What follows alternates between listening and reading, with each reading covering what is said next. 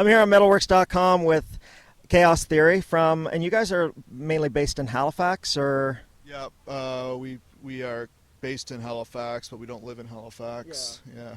It's kind of like our central meeting point. Yeah.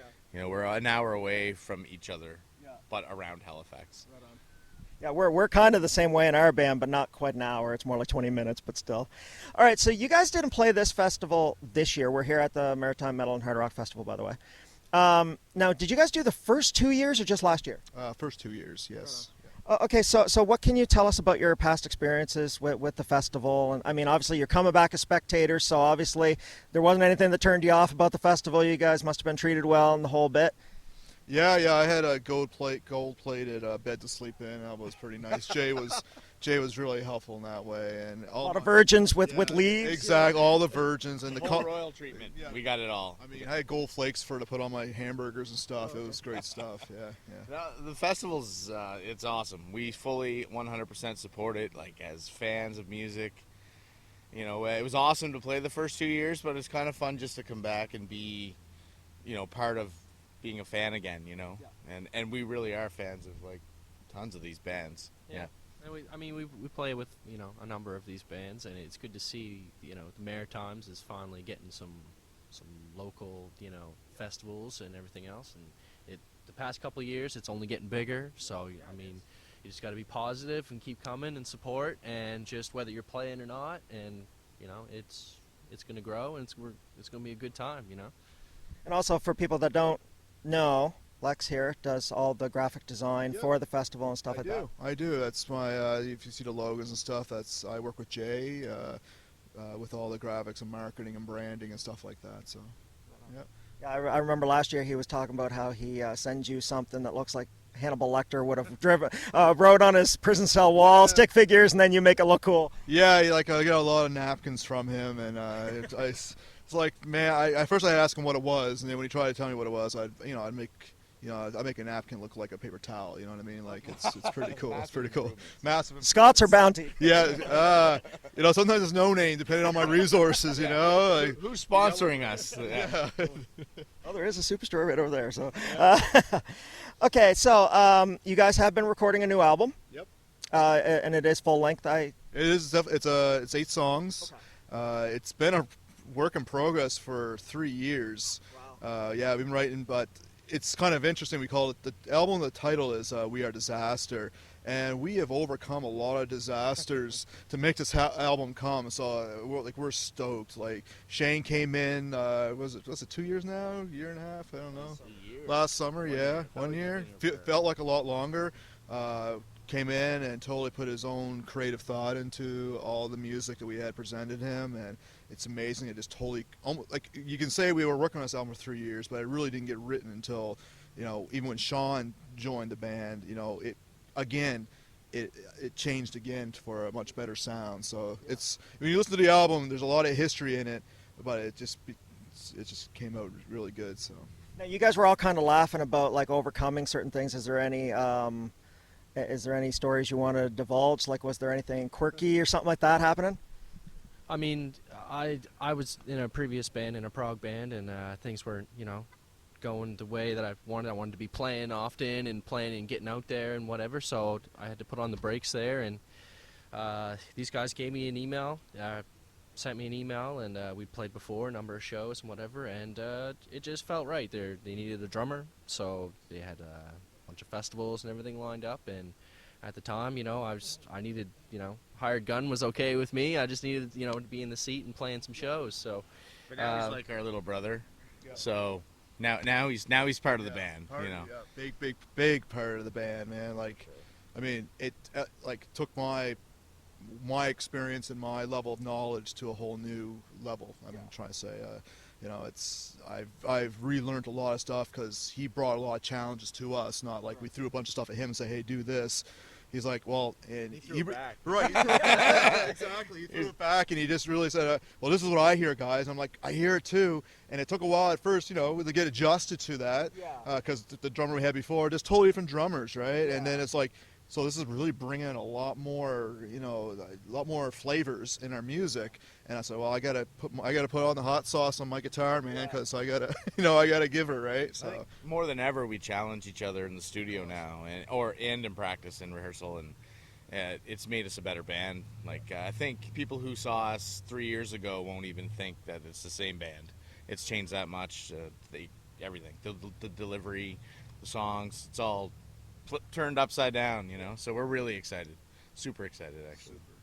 You look like you're itching to say something else. Oh, it's just been a great experience, an evolving process, So as musicians get added or switched out from the band, the flavor, like they said, it changes, and you got something written, and you go into the studio and you record it, and you're like, well, it's the next day you don't like it. It's like it's got to. I know exactly what you're talking about. It needs this, it needs that. So like whenever you write something, especially when you jam it out, you play that song that's new and you play it, live or whatever, those first few gigs. When you finally go to the studio and you record it, it doesn't come out the same way you've written it and played it maybe the first 3 months at those shows. So it's cool.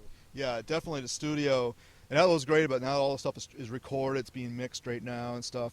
And, when you get to hear it on speakers in the studio, you're like, well, it doesn't sound like it could be, you know what I mean? Yeah. Like let's take something out and make this jump out more. Yeah. And then we take that and we go back to our Camp Chaos down in where we practice, and it's like, okay, let's apply this. Let's apply what we did in the studio and make it come out live, and then we go play it live, and it even blows me away playing it, right? It's like the vicious circle, you bake the song, you play it in practice, you think it's awesome, you play it live, you think it's awesome, you take it to the studio, you rip it apart, you take it back to practice. Yeah. It's just it's constantly. I think you need one to get the other one right. Yeah. You got to do it all. So. And as soon as you said Camp Chaos, I was just thinking, you got a good take when the Hetfield comes in. Beer good, take good, I'm glad that you picked that up. fire bad. Yeah, did anyone pick on that? What was that interviewer guy with the MP3s, Mr. McShithead or something like that? Yeah. I think he just called you Mr. McShit. Did I call you Mr. McShithead? I've been called worse probably behind my back, so But that's no Camp big. Chaos. I did steal that from an awesome cartoon back in the 90s, because it was during the whole. Well, actually, it would have been after that. It would have been Napster, so early 2000s. Yep. Yeah, and I just loved like the little Lars just like crawling over all you guys. Yeah, we could have him here. So, right on. Yeah, he could probably set you up with some Chaos Theory cock rings too. Man, bring them on. Okay, that's another joke from that. I don't know what's up with that. Okay, next question. Okay, so going back to your last, even your last release. Was there anything that you like purposely wanted to do differently and approach differently from that onto this album? Like was there something that you thought you could have done better, or style-wise, or something like that, or did things just naturally kind of do something? I think when we did the first album, it was kind of my first real crack at producing. Yeah. So I've spent 5 years learning that now, and it's come a long way. So that number one was my first thing to fix. And I think number two, just like I say, the different members made the songs. It wasn't intentional really, but it just became something bigger. We tried to write, I don't think if we tried intentionally to be more aggressive, but it just came out as a way more aggressive album overall. Yeah. But, obviously, like you guys are strong songwriters, and I like the dynamics that you guys put in your songs, and it's not just 100% go all the time or all slow. There's like a lot of weaving in and out and stuff like that, so that's obviously going to still be in there, just with a little more. Yes, we definitely of the songs like. I'm trying to think of the songs. We're not afraid of ballads. Yeah, we're not afraid of ballads. Like Calm Before the Storm, it goes really quiet and. Actually after the intro it goes really soft, and it almost sounds like it's going to be a ballad type song, but then we come Armstrong. That was actually the main song I was kind of thinking of, but the title just escaped me, because I remember you guys played it last year. I was thinking, fuck, this is a good song. It's like we're not genre specific. You know what I mean?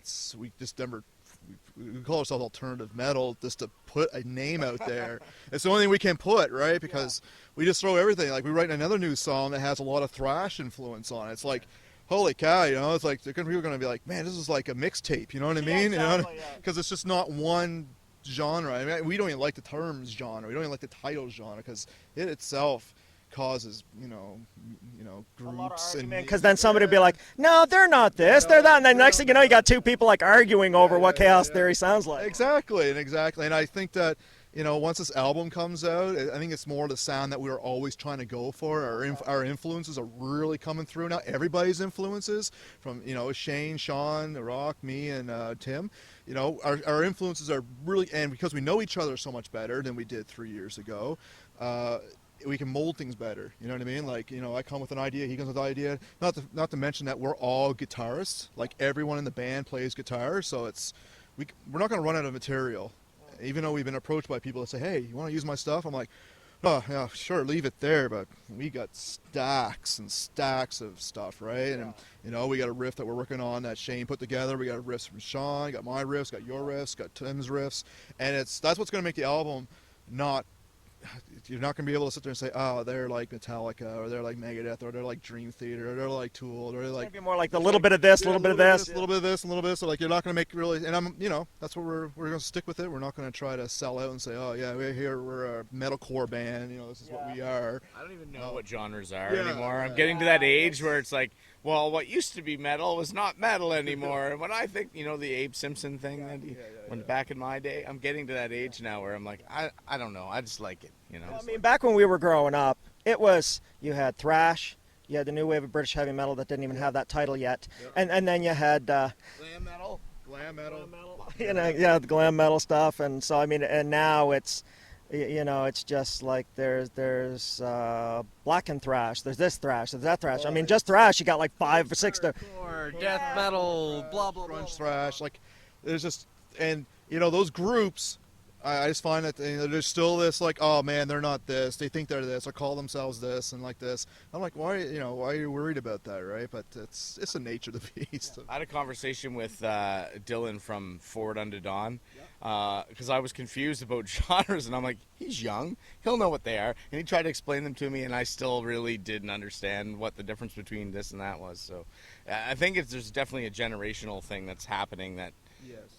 I'm not going to get it, but apparently I like a lot of them because they're here, Well, I mean, at the end of the day, you either like something or you don't. Yep. And as long as you're not going to be an elitist snob that's going to be like, oh, well, I don't listen to metalcore. I mean, you might be missing out on an awesome band. I mean, you might not like most of it, but at least give all of it a chance and just pick out what you like and go on. Yep, exactly. It's all about this place, right? You come here to this festival, and there's a little bit of everything. You got the 80s hair metal right up to the deathcore bands, everything. And you got the stuff that's just groove metal and alternative and prog, even whatever. rock. There's hard rock here. I know it gets pinned as the metal festival a lot, but Jay's got a great spectrum of bands every year. And he goes for that. Like when I talk to Jay, because I work with him with this project, he's like, I want to give every kind of type of music. He doesn't use the word genre. I never heard him mention the word genre. He's always talking about types of music, right?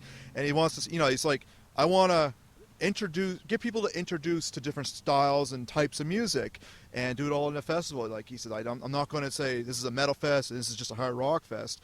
I want to come together and say, let's all, digest this music and, try to have a coherently like a Woodstock vibe on metal. That's what, like where it's coming. Give it another 10 years. Another 10 years. Maybe. You'll have country metal. Hey, the Rebel Meets Rebel album already tackled that years ago. I'm surprised more people didn't try to do that. All right.